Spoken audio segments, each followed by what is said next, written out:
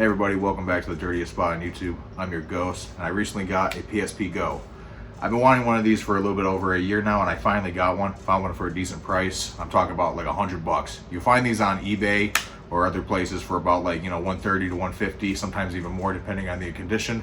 And condition means all, doesn't it? Look at this thing. It's absolutely fucking filthy. It is grody. Here's an overview look here, but my triggers are destroyed. Their paint's ripping off. The grip pads, they're sticky. They actually do grip, but gnawed up, destroyed. Absolutely fitting for the dirtiest spot on YouTube. But so the reason I got this is because I wanted to jailbreak it and put a bunch of SNES games on here, GBA games, and some Sega Genesis games. Just have this be like a little kind of like Game Boy type thing. And I know you can get like these other Game Boy emulators, like these Chinese ones, are like for way cheaper, and they can even do more emulation and stuff. But there's just a niche to it, and this is so fun to do. It's really cool. Sony has this premium shit when it comes to it. I mean, at least they used to, and I'm been addicted to like their handhelds lately. Like the PS Vita is dope. This thing is definitely my favorite PSP, honest to God. I have problems with it, and this video is going to be very jumbled. When I got this, it was already jailbroken, which sucked. And I didn't even realize it was jailbroken. I looked through it, and I even looked at the system information, and I didn't even realize that it said CS Pro, whatever the fuck it says. I wiped it, factory reset it, and then put Arc Loader on it, and it's been fine. It was still jailbroken, and it had games on it already, so I just completely wanted to start from scratch. However, when I plugged this thing into the computer, I did notice that some of the games were compressed ISOs. I've never seen this before. I'll get into that detail in a minute. And that'll come up for performance, because I was curious. I heard that the PSP Go is performance for some PSP games can be dog shit. And I'll bring that up in a moment about those compressed ISOs. I think that might have something to do with it. As far as emulation goes for this thing and performance, it's been fine. The battery sucks, and I really think it might be because this thing is old. I have no idea. I have not opened this thing up yet. I do have a battery on the way, and I plan on making a video opening this thing up, putting the battery in there, doing more testing. This thing lives for, if I'm lucky, about 2 hours. And that's at like medium brightness as well. Not great. It's just, ugh, it sucks.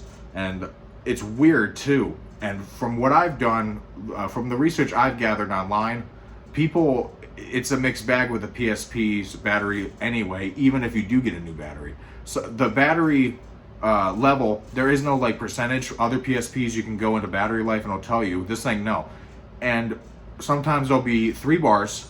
I'll go into an emulator, it will say I'm at 30% after a full charge. So that's not right. I'll play, and then obviously it'll want to die, and so I'll leave, and then I'll be, at 60%. It makes no sense. Leave like the emulator completely, I'm at 2 bars. Go play something else, then my console's acting like it's dying in like less than an hour. And then I'll leave that, turn it off to standby, and I'm at a full charge again. This thing's so confusing. Like I said, I haven't put a battery in here, but that's something I plan on doing. As far as other emulation goes, so SNES emulation was a nightmare for me at first. I put, I believe it's called SNES Euphoria or something like that. Here's a picture. I believe that I should have a picture of it. If I don't, here it is. It runs terrible. Almost every SNES game runs like dog shit on here, and I thought I was doomed. Did a little bit more research. I put a mod on top of that I found from Reddit, and that did not help. That actually worsened my performance. Then I found a whole different emulator, I guess, and I tried that one. I've had pretty much no issues with this one. I'll leave that one in the description so you can try that out. I've not played every single game ever, but every SNES game that I've ran on here has been performing pretty well through this emulator. Even Kirby's, that Kirby game that you're seeing right now, N64. So N64, if you run this without any sound, you'll have no problems for most games. I haven't played every single game. Most games actually don't work. You have to look at compatibility lists. Like Mario 64 works, Mario Kart, shit like that. But like Conkers wouldn't load for me. South Park, I think, crashed.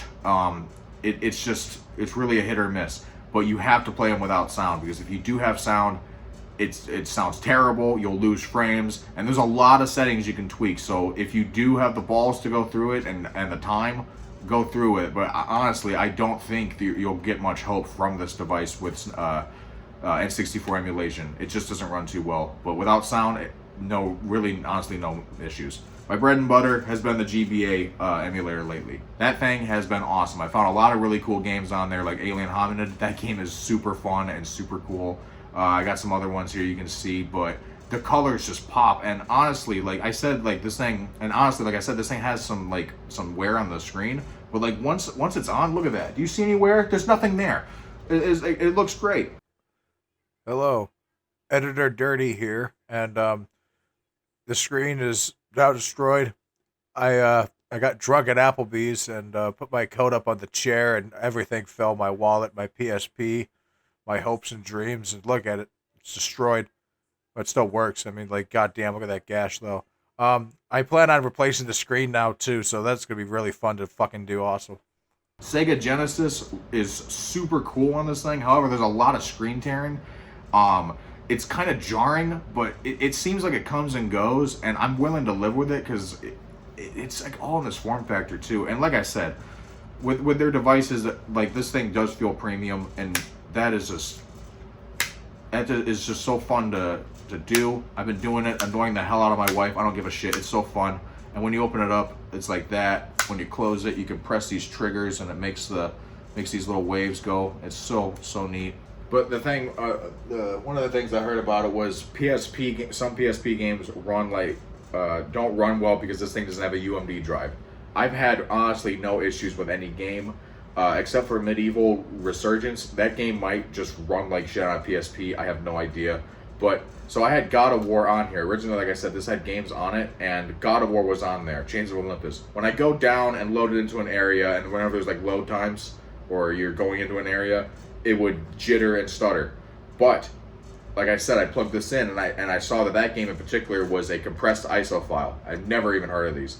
And so I did some digging, and Google says that some compressed ISO files can run like shittier on a PSP, and that is a fact. Here I actually do have that game in ISO format, and you can see here, no jitters. And every other PSP game that I've thrown at this thing, I've had no issues with. The only thing that sucks on this thing is the battery life. Now, like I said, look at this. It's full now. I just turned it off too. It's just so confusing. But I have not really played around with PS1 games on here. I have a few that I ported on here so far. I'm probably just gonna keep playing GBA games on here. I do have NES on here, and that that runs fine. And I really do like the form factor of this. But playing PSP games on this device over time, playing it like that, it's uncomfortable. This thing is not comfortable to hold. I did 3D print a mount where this thing can attach into there, and then you can, if you have a PS3, you can actually connect a PS3 controller.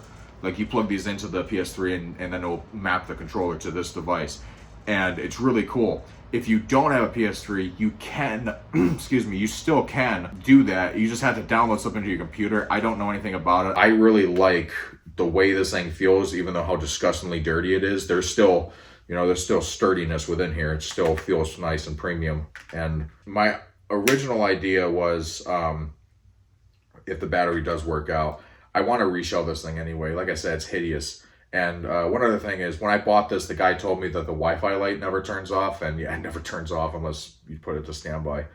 I saw this on Google. It's like a burgundy PSP. I have no idea anything about it. I don't know like who the hell has it. Like where someone sold it on eBay, I guess. There's no videos on it or anything. You can't buy the shell. I did speak to somebody that knows some shit about these shells that you can buy like on eBay and Amazon, like the blue, red, and the white ones or whatever.